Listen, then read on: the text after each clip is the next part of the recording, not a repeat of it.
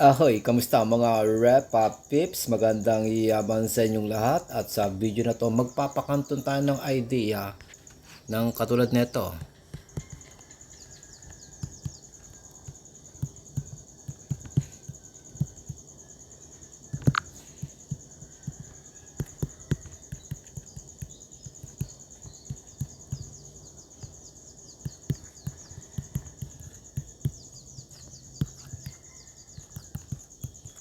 Paano mo nga ba mamamaximize ang kitaan sa day trading and scalping gamit ang stock market, forex, or crypto? Pero siyempre, lahat na item since pandemic o bago mag-pandemic, forex and crypto.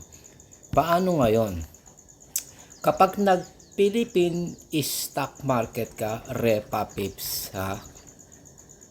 Pag nag-Philippine stock market ka, ang 100,000 mong kapital sa loob ng 1 day, duguan, paiyakan, kumita ng 5,000 per day.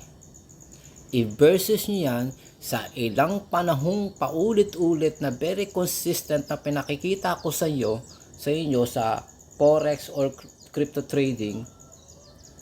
$100 or less than $100, $50, $60, napapalago ng ilang libo by pesos. Since ang kitaan sa forex trading or crypto ay dollars, ang taas ng conversion ng kinikita mong $40 a day, $50 a day, $100 a day. Gets nyo? Ang taas ng conversion niya. Habang hindi mo kinakailangan makapital ng 100,000, remember, mga live trade and scalp ko, nananalo ng whatever set of amount. Etong 100,000 mong kapital sa Philippine stock market, sa loob ng isang araw, duguan na manalo ng 5% which is 5,000 ng 100,000 mong kapital. Iiyak ka ng dugo para lang kumita ng 5,000 per day sa Philippine stock market.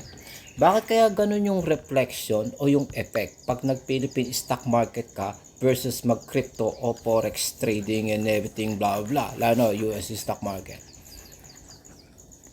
Geto kasi yan mga Repa Pips. Sa PSE,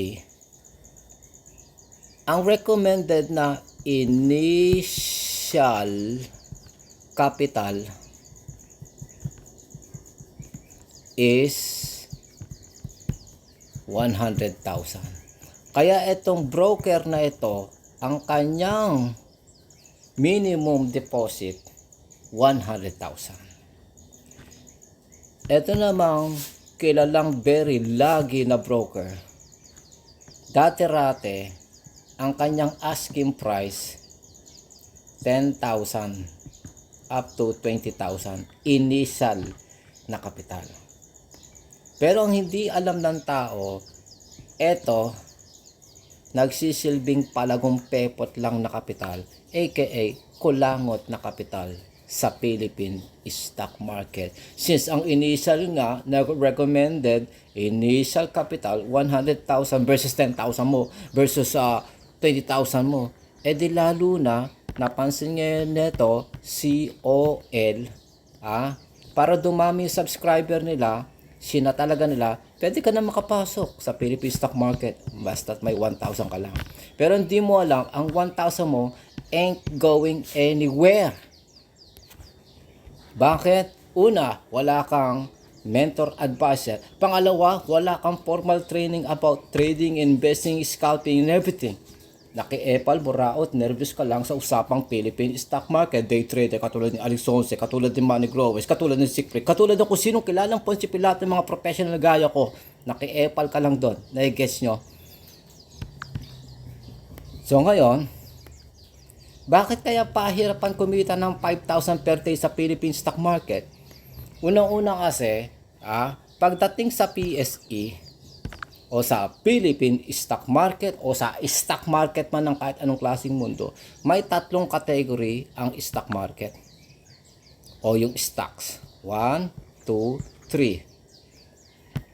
1, 2, 3. Ang pinaka-primary dyan, yung blue chips. Secondary, chips stocks. Yung pangatlo na walang kwenta,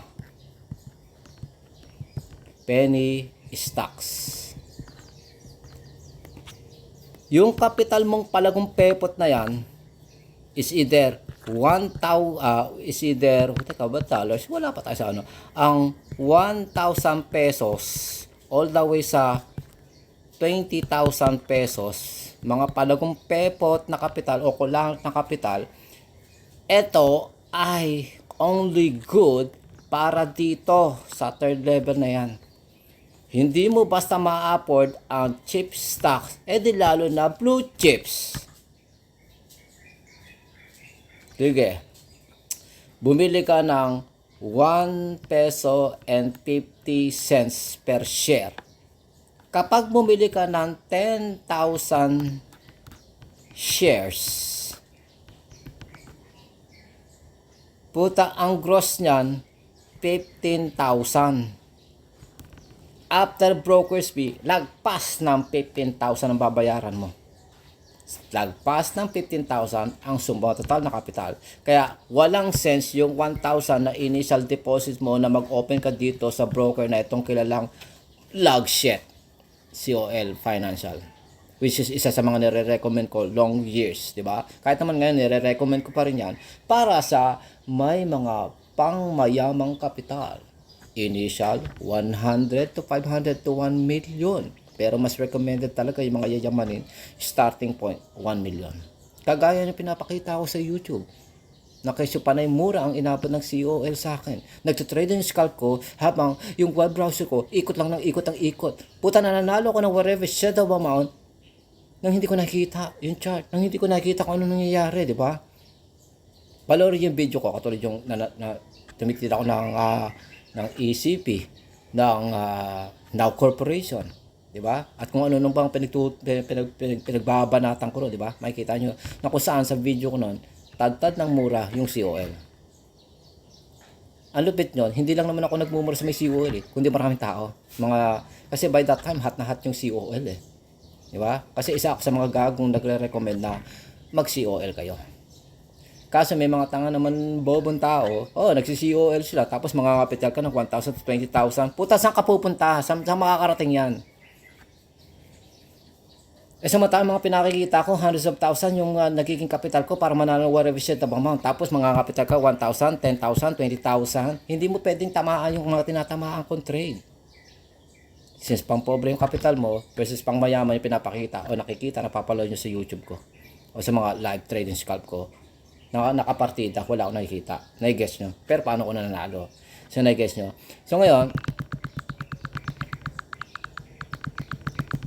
sa PSE, kaya na nga, may tatlong category yung stock. Blue chips, chip stocks, penny stocks. Etong blue chips, nakikita yan sa loob. Nakapaloob yan sa PSEI. Ang tawag ngayon dyan, Philippine Stock Markets Exchange Index. Sa loob ng PSEI, lahat ng laman ng stock na yon ay blue chips. Yung mga hindi nakapaloob dito sa blue chips, ang tawag mga chip stocks. Okay? Mga chip stock, mga tagpa 5 peso pababa, tagto 2 peso pababa. Paano itong penny stocks? Yung penny stock, laging ang bilangan niyan 0.00, mga ganyan, mga sentabo lang yung penny stocks. Di ba? Kaya pag ikaw ay nangapital ng 20,000 lang o kahit all the way sa 50,000, hanggang dito lang ma-afford nun. 2 tsaka 3, yan lang. Ito magiging pahirapan sa iyo ma-afford kung ang kapital mo 50,000 pababa. Yung 100,000 nga na initial na capital pahirapan pang pakitain ng 5,000 per day. 5% sa loob ng isang araw. Pahirapan.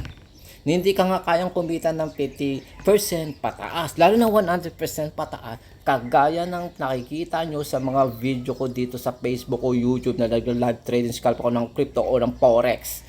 Makikita nyo, kapag nagtatrade and scalp ako, hindi ko kinakailangan alamin lahat ng crypto coin. Hindi ko rin kinakailangan alamin i-trade lahat ng forex pair. Isa lang lagi ako nag-i-stick. GBP USD. At pag magki-crypto naman ako, yung major pair lang, yung major crypto lang. Katulad ng BTC XRP. Pagdating sa forex, lahat ng may USD, yun ang magandang tirahin. Yung mga hindi naman common sa paningin mo, wag mong i-trade dyan. Yeah? Kasi kung di common sa yun, ibig sabihin, clueless ka doon. Versus mag Euro USD ka, CAD USD, GBP, di ba? BTC USD, XRP USD, yun ang mga common, mga major pair, mga major crypto pair, di ba? Mga ganun dapat. So may kita ngayon natin dito na kesyo, sa stock market initial 100k tapos paiyakan na pakitain ng 5% within a day. Samantalang nakikita niyo sa mga video ko, magkano lang ang kapital, napapalago ng $500. Na-guess nyo, yung $100, napapalago ko ng more than 100% o 200%. Yung $65, napapalago ko ng 700 and everything. Na-guess nyo. So, yun ang kakaibahan ng PSE o ng Philippine Stock Market versus mag-trade and scalp ka sa Forex and Crypto. Sa Forex, usually kahit barya lang pwede. Forex o Crypto, kahit barya lang. Pag US stock market naman, parang katulad lang din ng PSE yan. May tatlong category. Blue chips, chip stocks, penny stocks. So ngayon, since pesos ang pera mo, bibili ka ng dollars. So yung pera mong pampobre, mangangamote kang bumili ng dollars na pangkapital pang US stock market. Versus kung magpo-forex crypto ka, kahit palagong pepot pang mahirap lang kapital mo, pwede affordable. Punta kahit regular kang tao, pwede affordable. Katulad ng demonstration ko ng makailang panahon na forex and crypto trading gamit ang Binance, yung may Binance pa sa Pilipinas, gamit ang Bitget, gamit ang XM Global. O kahit anong klaseng similar platform katulad ng XNext, katulad ng Bybit, katulad ng OptaFX, is the way. Lahat yan ay considered multi-platform na kung saan pwede ka mag-trade and scalp ng stocks, forex, crypto, indices o indices, whatever, ano ba tawag mo doon, na-gets nyo. Marami, katulad sa abroad, kunyari sa Canada, may 8 Cap, tapos may Wanda, whatever, mga ganoon, di ba? Pero ito yung mga ilang kilala sa Pilipinas. Number 1, ito, tapos ito, number 1 kilala sa may crypto. Ito naman, number 1 kilala sa stocks, forex, crypto, o mga gold and silver and oil. Tapos isa sa mga kilala pang pwedeng banata na forex, stocks, crypto na broker, ito eToro, di ba? Pero iba kasi yung offer ng eToro versus dito. Kaya ito mga namayagpag na pangalan, Binance. Kaso, sorry na lang tayo, wala nang Binance sa Pilipinas. Sa ibang abroad, oo, meron pa. Lalo sa Amerika, anak ng puta, wala sa Amerika ng Binance. Sa ngayon, ang opportunity mo manalo, kumita ng whatever shit na yaman sa XM Global. XM Global, anak ng putan, tagal-tagal ko hinihintay yung pakanton mo. Kailan ba yan? Kinakailangan ko pang sumali sa demo competition mo para lang magkaroon ako ng $100 na pa-premyo. Wala pang tayo dyan. Hindi mo ba nakikita mga video ko kung paano ko dine-demonstrate, paano yumaman sa XM Global broker mo? Nakikita sa mga repa pips. So ngayon, paano mo mamamaximize yung kita sa forex trading, crypto trading? Sabihin na lang natin, i-open natin yung Alexonse Repa Pips Calculator natin. Nasaan ba yung Alexonse Repa Pips Calculator? Okay. Nasaan na ba yun? Teka, buksan muna natin Repa Pips Calculator. Parang wala yata. Ito, Repa Pips Calculator. Which is ito yung develop app ko. Pang mobile. Ito tayo. Ayan. Usin natin to Repa Pips Calculator. Gawin natin yung pang 10.inch. Teka, mga Repa Pips ha. Gawin natin pang 10.inch yan. Nabis na ba cellphone? Ganun pa rin. Dapat dito lang pala tayo. Yan, okay. So, ito yung sa crypto. Okay, ito yung crypto. Okay, ito yung forex, di ba? Is either buy long o sell short ang bilangan. So ngayon, hindi pala natin gawin natin sa may phone version na lang. Sa phone version. Hindi ko pa nagagawa ng maigi itong sa may phone version. So ngayon, pag sa forex ka, katulad nito, kung bumili ka ng GBP 1.2700, bumili ka ng 10 lot, gamit mo 500 leverage. Mag-fluctuate lang ito ng 20 pips o 10 pips. 127.10. So, pag nag-fluctuate ng ganyan, from 127 mo binili, nabenta mo ng 127.10, ito kita, $10 agad. Di ba? Para manalo ka ng $100 pataas o $50 pataas o katulad ng mga pinapakita ko dito sa Facebook, pambobong kita $10 pataas per trade, pantangang kita $20 pataas per trade. Para manalo ka agad ng ganun, ang diskarte, bumahan ka ng mas malaking lot size katulad ng 20 lot. Sa 20 lot, $20, sa 50 lot, $50 na, 100 lot. Pero makikita nyo sa most of my demonstration, hindi ko kinakailangan mag 100 lot, hindi ko kinakailangan din mag 50 lot. Usually, nagre-rest lang lahat ng tinatrade and scalp ko sa mga pambobo to pangtang kita between 5 lot, 5 lot lang, 10 lot lang. Paminsan-minsan, sinusundatan ko ng 20 lot up to 50 lot. Bihira nyo lang ako makikita mag 100 lot. Kasi hindi mo naman totally kinakailangan mag 100 lot pataas. Kasi dito parang sa may 5 lot, 10 lot, 20 lot, okay na.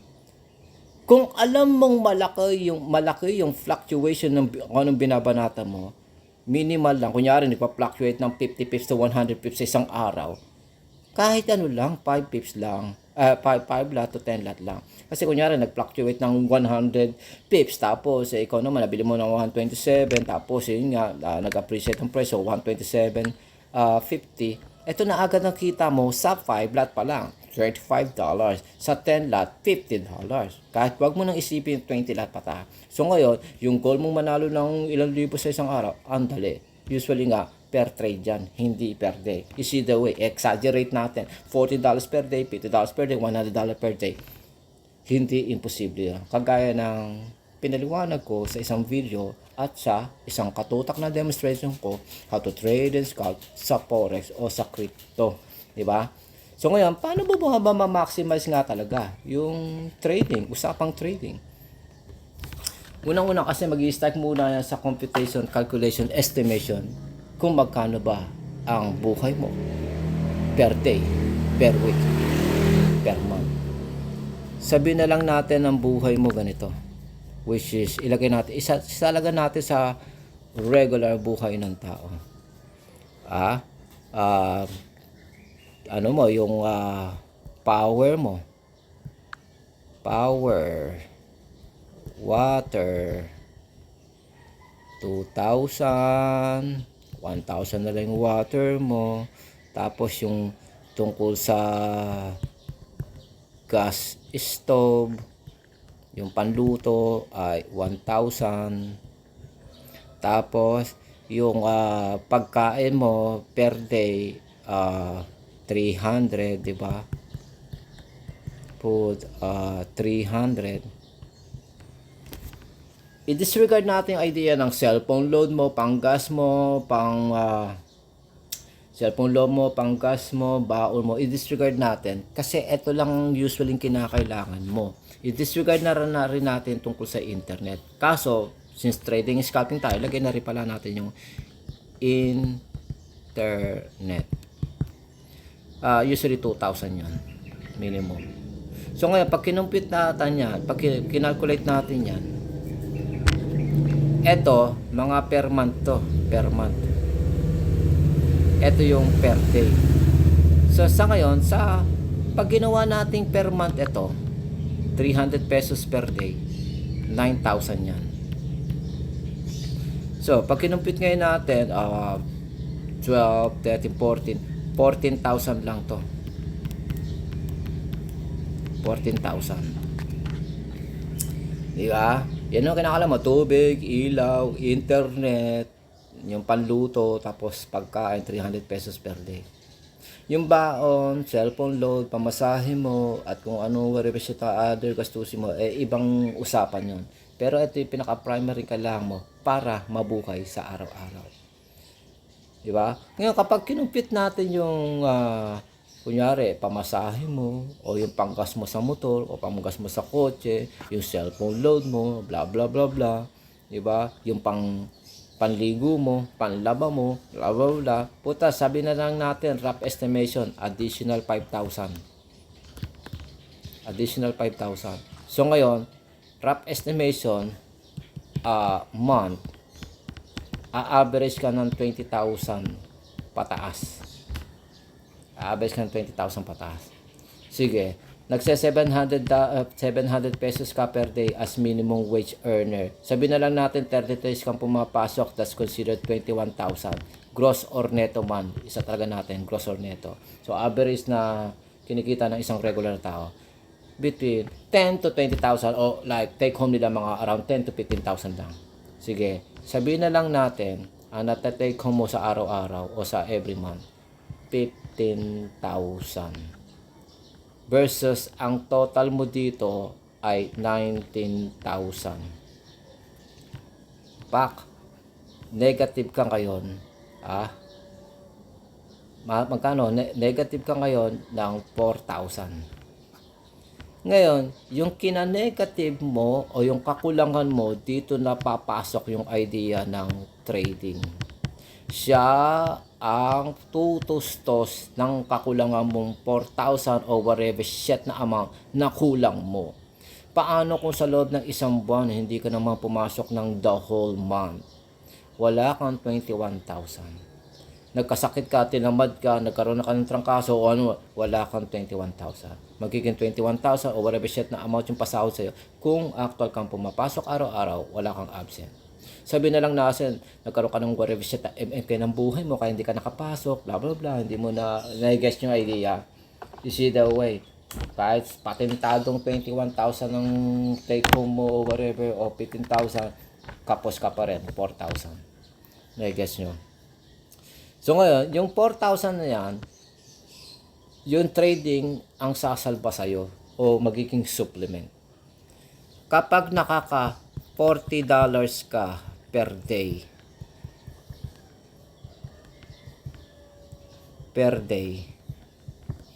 kapag nakaka $40 ka per day,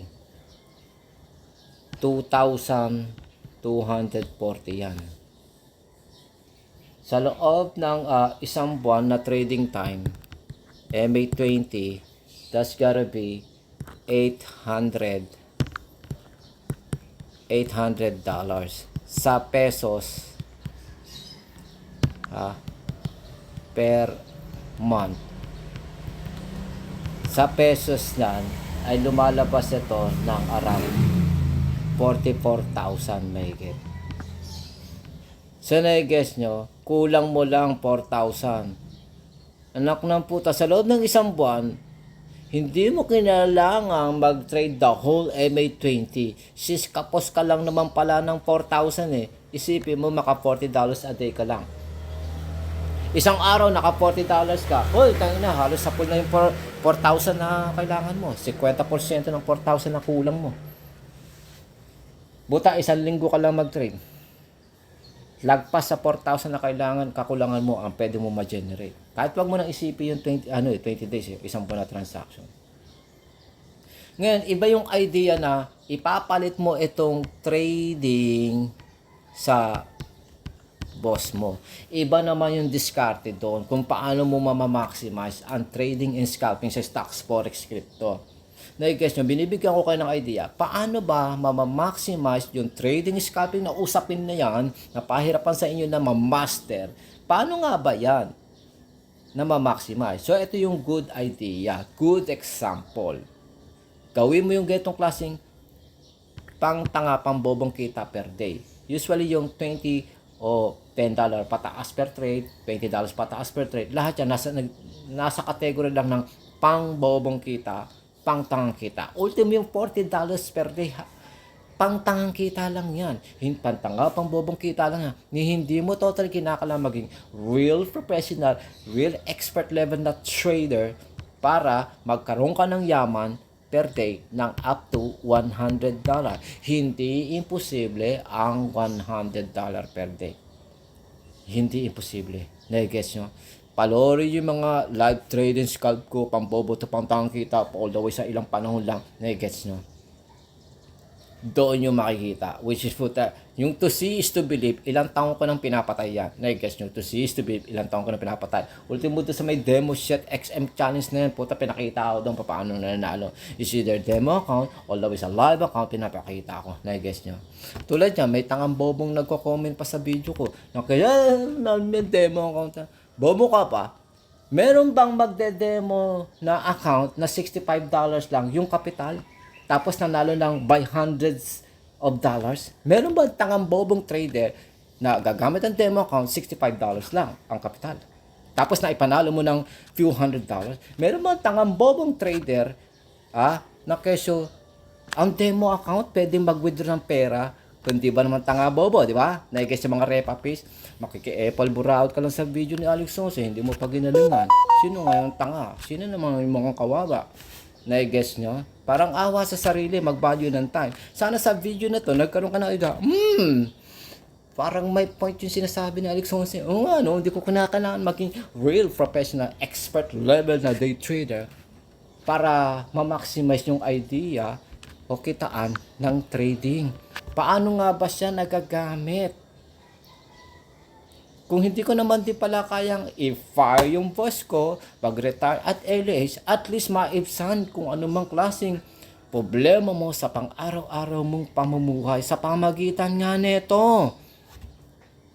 Tubig, ilaw, pangluto mo, pagkain mo, internet, since kailangan mo sa day trading yan. Rough estimation ng buhay mo, 20 to 30,000 a month. Tapos is either way, 20 to 30,000 a month o 15,000 to 30,000 a month.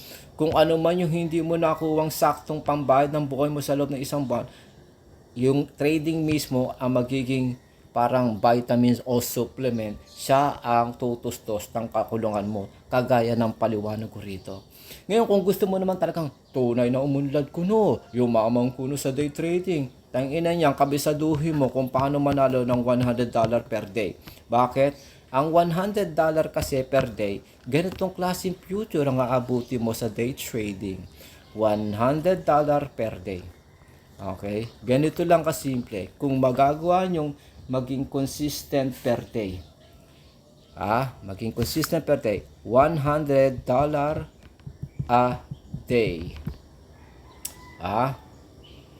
Times MA20, lumalabas yon, $100 per day ay $2,000. $2,000 yan. Ngayon, etong $2,000 sa pesos, sa pesos niyan, lumalabas 112,000 pesos. Sa loob ng isang taon, sa loob ng isang taon, 1.3 million ka ng richer. Kung magagawa mong maging consistent, ma-master kumita ng at least $100 man lang per day. Ngayon, kung nagagawa mo lang around $50, a day. Eh di kalahati ng 1.3, putang mayaman ka pa rin, half million richer ka pa rin. Eh kung tinamaan mo yung $25 a day, eh di may 250,000 ka pa rin per year. Eh kung tamaan mo yung 10%, putang may malaki ka pa. Eh kung tamaan mo 5%, putang na may pera ka pa rin. Dahil kasi mga repa pills. Sana nga sa video na to nagkaroon ka ng idea. Ay, ganun pala pag maximize nyo na. Hindi ko naman kinakailangan palang hangarin agad kumita ng $100 per day. Pataas. Hindi ko naman pala kinakailangan maging ganun ka. Like everyday ako magte-trade and scam. Oo nga no, magandang paliwanag yung sinabi ni Alex Honsi dun ah. Magandang paliwanag yun ah. Ang monthly kong take home o kita o income nasa 21,000 o 20,000. Pero yung buhay ko naman puta na sumatotal nasa 19,000. Nasa 19,000. Tapos ito, may kulang ako. Di ba? Kasi ang neto mo lang pala nasa around 15,000 lang pala. Eh 19,000 yung kailangan mo. O ngayon yung kulang na yon, kunin mo sa trading. At bahala ka sa buhay mo na mag-value ng time. Makiki-epal buraot ka lang sa may video na to, galingan mo na. Parang awa sa sarili. Mag-value ng time.